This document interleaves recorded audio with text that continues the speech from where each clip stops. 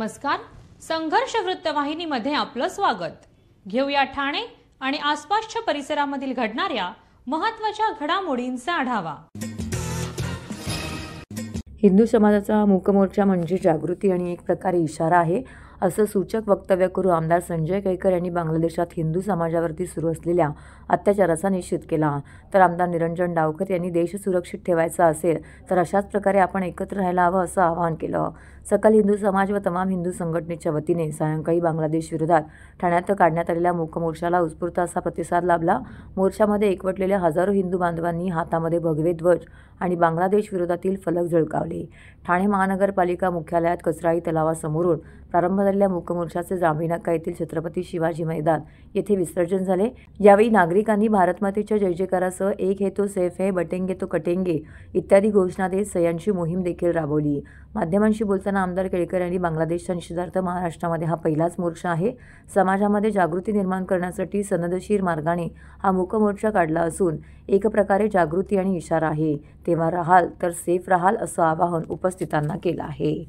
ठाण्यात निघालेल्या भव्य मूक मोर्चामध्ये इस्कॉनचे उरुक्रमा गौरंगा दास, आमदार संजय कैकर, आमदार निरंजन डावखरे, भाजप जिल्हाध्यक्ष संजय वागुले, नारायण पवार, संदीप लेले, सुनेश जोशी, जयेंद्र कोळी, विकास पाटील इत्यादींसह हिंदू संघटनेचे अनेक पदाधिकारी उपस्थित होते।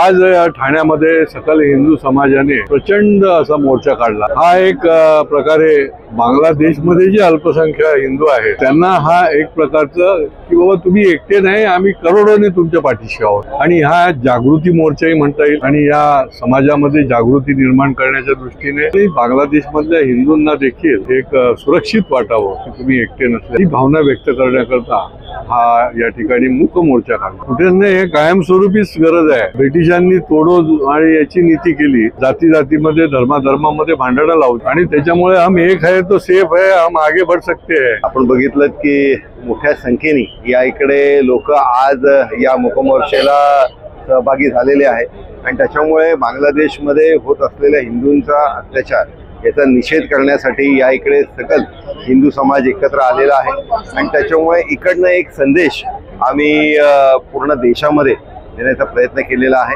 निश्चितपणे हिंदू हा जागृत आहे, हिंदू समाज हा जागृत आहे आणि त्याच्यामधनं हा संदेश ज्यावेळेस देशभर पसरेल त्यावेळेस निश्चितच याच्यावरती मोठ्या प्रमाणात कारवाई। बांगलादेशमध्ये त्या ठिकाणी सरकार उलथवल्यानंतर त्या भागामध्ये हिंदूंची मंदिरं त्या ठिकाणी तोडण्यात आली, हिंदूंवर मोठ्या प्रमाणात त्या ठिकाणी अत्याचार करण्यात आला आणि त्यामुळे आज ठाणे शहरातील सर्व हिंदू एकत्र होऊन मूक मोर्चा आज या ठिकाणी आयोजित केला होता आणि ह्या मूक मोर्चाला प्रचंड प्रतिसाद या ठिकानी भेटलेला आहे। आम्ही केंद्र सरकारला निदर्शनास आणून देतो की बांगलादेशमध्ये तात्काळ हिंदूंवर होणारा अन्याय तात्काळ दूर करावा, याच्याकरता हिंदू आज जागृत झालेला आहे। जब भी हम यूनाइटेड में रहेंगे, हम स्ट्रांग रहेंगे।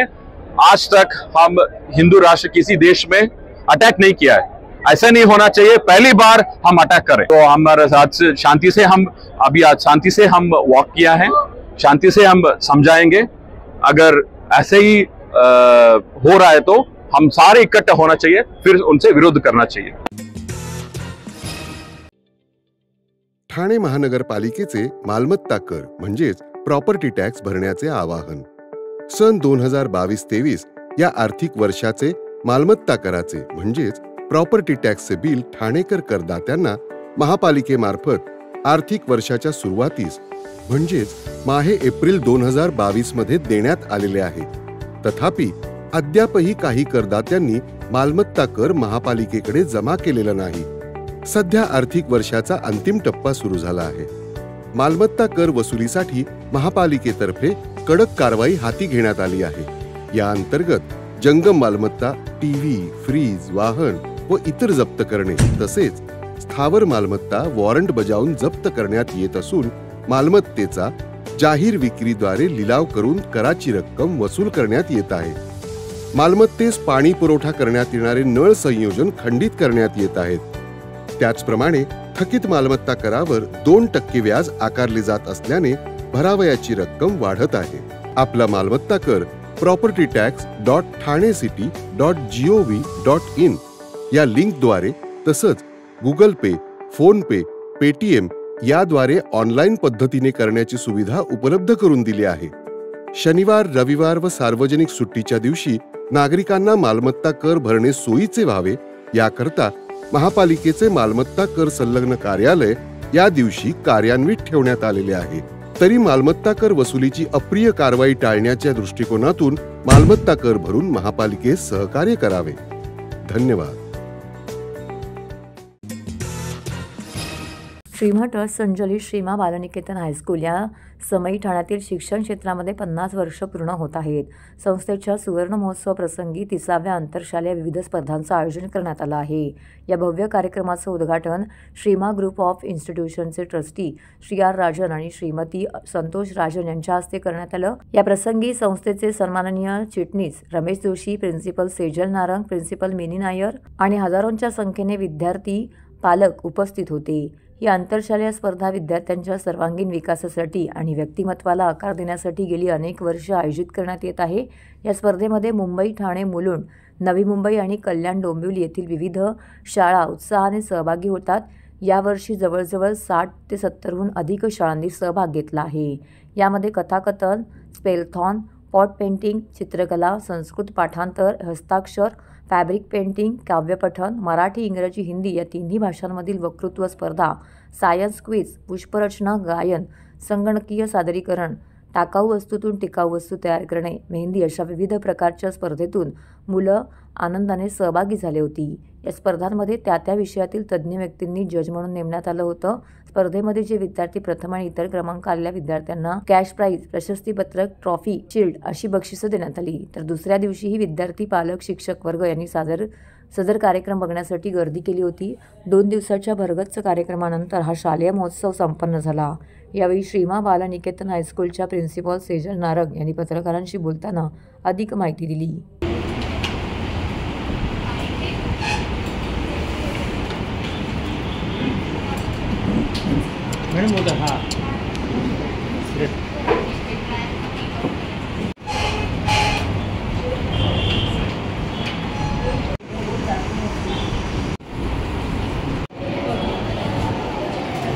Hi Ram, pranams to all my seniors. I'm Sejal Narang, principal of Shrima Balniketan High School. जैसे कि कल मैंने ऑलरेडी आपको बताया था कि कल हमारा first day of inter school competition था, जो कि 30th इंटर स्कूल कॉम्पिटिशन हमने इनॉग्रेट किया. उसका आज सेकेंड डे है. आज सेकेंड डे में कौन से कॉम्पिटिशन है मैं आपके साथ थोड़ा शेयर करना चाहूंगी. आज के दिन में हमारे पास सोलो सिंगिंग, वो lower category 3rd standard onwards till 12th standard, group singing, solo singing दोनों है. और आज हमारे यहाँ सुबह से ऐसे राइटिंग भी हो चुका है, जिसमें बच्चों को हमने वो टॉपिक दिया है कि आप अपने अलावा सर्विस टूवर्ड्स सोसाइटी आप कैसे करोगे. बिकॉज आजकल ऐसा हुआ है कि हम सब अपने तक ही सीमित रहते हैं, जिसमें हमने टॉपिक्स के थ्रू बच्चों का एटलीस्ट ब्रेनस्टॉर्मिंग हो जाएगा कि वो सोचेंगे कि मैं सोसाइटी को कैसे कंट्रीब्यूट कर रहा हूँ. उसके अलावा through out the day mehndi competition है, पॉट पेंटिंग चल रहा है, संस्कृत रेसिटेशन जिसमें मैं ज्यादा फोकस करना चाहूंगी हायर कैटेगरीज के लिए है, जिसमें हमने श्रीमद् भगवत गीता के 2 चैप्टर्स, लोअर कैटेगरी के लिए हमने 12th चैप्टर रखा है एंड हायर कैटेगरी के लिए हमने 5th चैप्टर रखा है, जिसमें वो 15 to 20 श्लोकास पढ़ के आते हैं. उसमें एक श्लोका का मीनिंग भी बताते हैं. ये क्यों हम करते हैं, क्योंकि कम से कम बच्चों को इसके थ्रू वो पढ़ेंगे और उसका महत्व क्या है.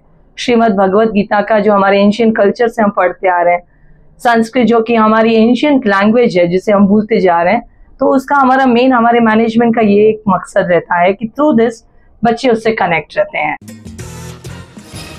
एशियन पेंटची वाहतूक करण्याच्या नावाखाली मद्याची तस्करी करणारा कंटेनर राज्य उत्पादन शुल्क विभागाच्या ठाणे भरारी पथकाने शिळपाटा येथून जप्त केला आहे. कंटेनर चालकाला देखील अटक करण्यात आली आहे. कर्नाटक राज्यातील हुबळी ते भिवंडी जाणाऱ्या या कंटेनरमध्ये गोवा आणि हिमाचल प्रदेश निर्मित 600 बॉक्स विदेशी व्हिस्की व रम आणि बिअरचे 110 बॉक्स असा सुमारे 55,79,000 मद्यसाठा हस्तगत करण्यात आल्याची माहिती उत्पादन शुल्क विभागाचे उपाधीक्षक वैभव वैद्य यांनी दिली आहे. मद्याने भरलेल्या कंटेनरमधून जप्त केलेल्या वाहतूक चालनावरती चक्क एशियन पेंटची वाहतूक होत असल्याची कागदपत्र जप्त केली आहेत. दरम्यान 31च्या पार्श्वभूमीवरती अनधिकृतरित्या मद्य विक्री करणाऱ्या ठाण्यातील धाबे आणि मद्य विक्रेत्यांवरती उत्पादन शुल्क विभागाची करडी नजर असून अवैध मद्यसाठा आढळल्यास कारवाई करणार असल्याचा इशारा उपअधीक्षक वैद्य यांनी दिला आहे. बस बरोबर आहे बरोबर. अरे मागे याला कारवाई दिसतच नाही. मागे नाही, मागे चल, मागे सौर मागे.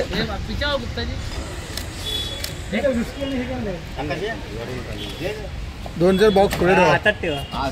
एक बॉक्स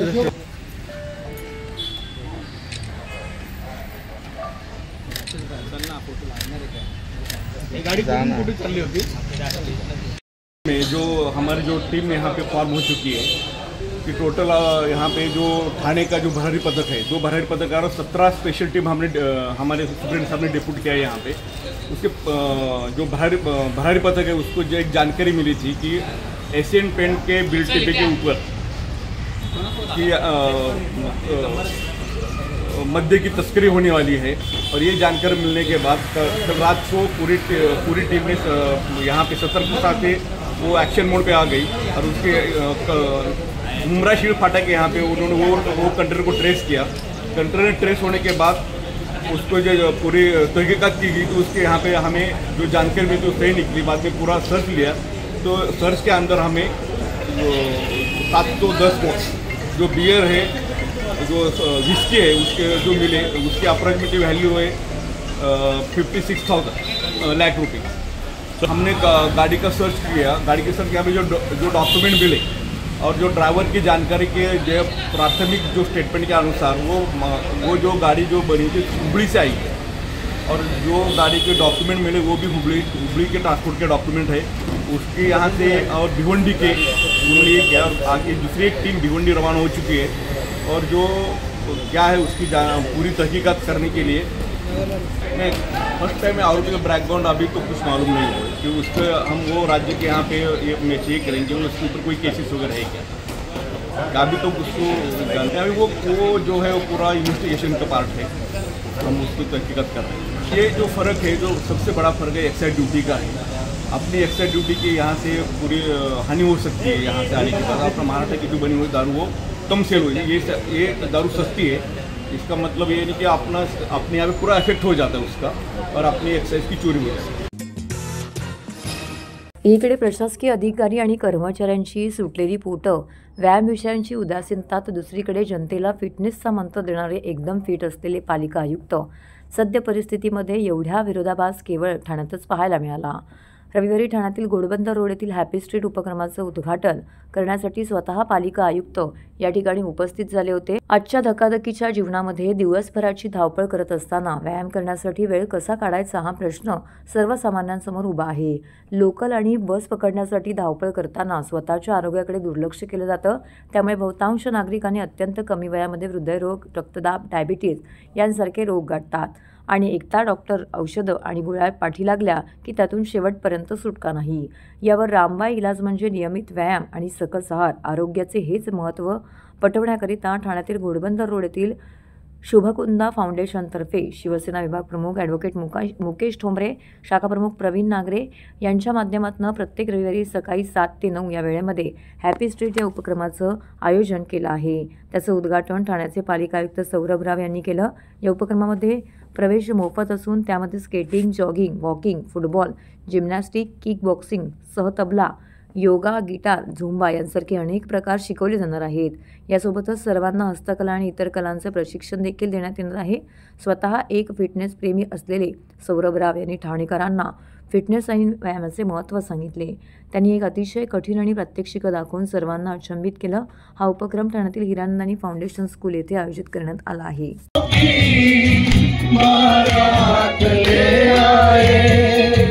मैं सांस लेता हूँ, तेरी खुशबू आती है, एक महका महका सा पैगाम लाती है. मेरे दिल की धड़कन भी तेरे गीत गाती है.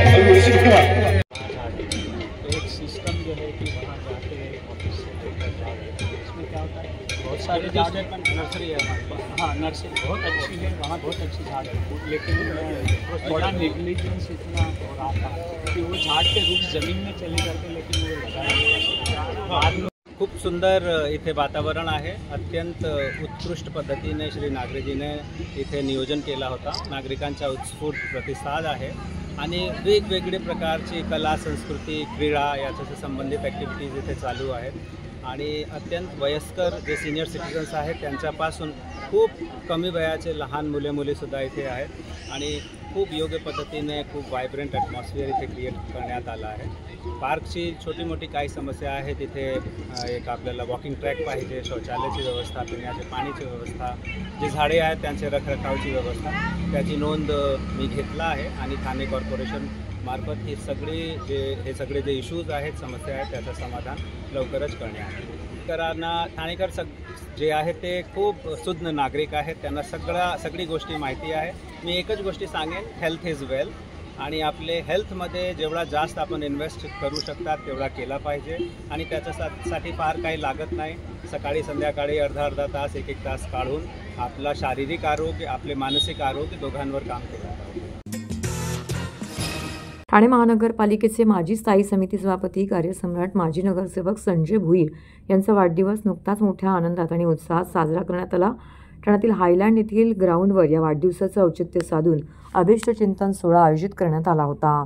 संजय भुईर यांच्या वाढदिवसानिमित्त विविध सामाजिक उपक्रमांचं आयोजन शहरामध्ये विविध ठिकाणी करण्यात आलं होतं। तर हायलँड मैदानामध्ये सलग 3 दिवस माजी स्थायी समिती सभापती संजय भुईर यांच्या वाढदिवसानिमित्त यशस्वी नगर कला मंदिर आणि संजय भुईर फाउंडेशन यांच्या संयुक्त विद्यमाने आयोजित करण्यात आलेल्या राष्ट्रीय नृत्य स्पर्धेचं आयोजन करण्यात आलं होतं। यावेळी 2 ॲम्ब्युलन्सही लोकार्पण करण्यात आलं। तर संजय भुईर यांचे कार्यक्रमस्थळी आगमन होताच JCBमधून पुष्पवृष्टी करून संजय भुईर यांचं स्वागत करण्यात आलं। त्यानंतर संजय भुईर यांनी त्यांच्या बहिणी आणि पत्नीने अभिष्टचिंतन करून केक कापण्यात आला। यावेळी नागरिकांनी उपस्थित राहून संजय भुईर यांना वाढदिवसाच्या शुभेच्छा दिल्या। संजय भुईर यांना वाढदिवसाच्या शुभेच्छा देण्यासाठी यावेळी आमदार प्रताप सरनाईक हे उपस्थित होते। तर माजी आमदार रवींद्र फाटक, विधानसभा क्षेत्रप्रमुख हेमंत पवार, युवा सेनेचे पूर्वेश सरनाईक, शिवसेना सचिव विलास जोशी, माजी नगरसेवक विकास रेपाळे, TGSBचे संचालक विद्याधर वैशंपायन, माजी उपमहापौर सुभाष काळे, अविनाश जाधव, शेखर पाटील, ज्येष्ठ माजी नगरसेवक देवराम भुईर, माजी नगरसेविका उषाताई भुईर आणि नगरसेवक भूषण भुईर, विकेश भुईर उपस्थित होते।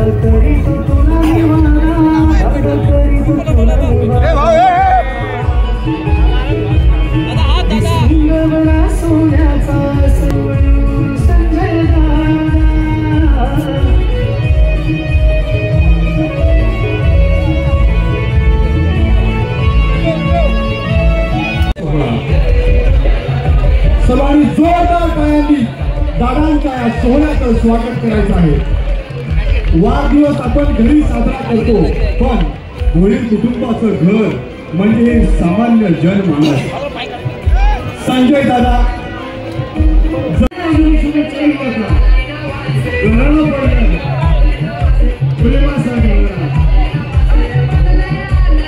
सोहळ्यावरती ठेवलेला अशा महान माणसाचा आज वाढदिवस अभिष्ट चिंतन संजय दादांचा सर्व लाडक्या जनतेला विनंती आहे कृपया जोरदार टाळ्यांनी दादांचा सोहळा साजरा करायचा आहे. प्रत्येकाला भेटायचं मंडळी श्वास घ्यायला आहे. विश्वासाने जपलेली माणसं, विश्वासाने जपलेली आपली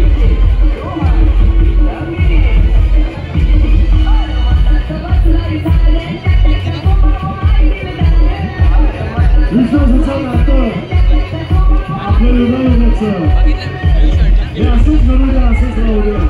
असेल तर आमचा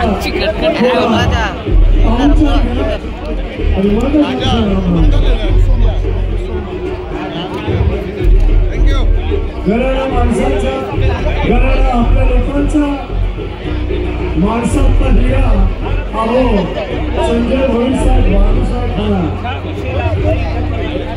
आपण खरे व्यापी. हो मॅडम थोडं hello hello madam madam hello थोडी साईड लावा जरा मॅडम थोडी साईड लावा जरा प्लीज.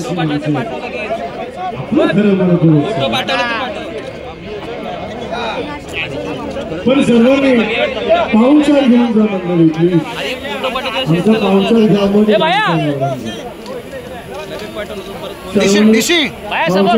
व्यवस्था आहे.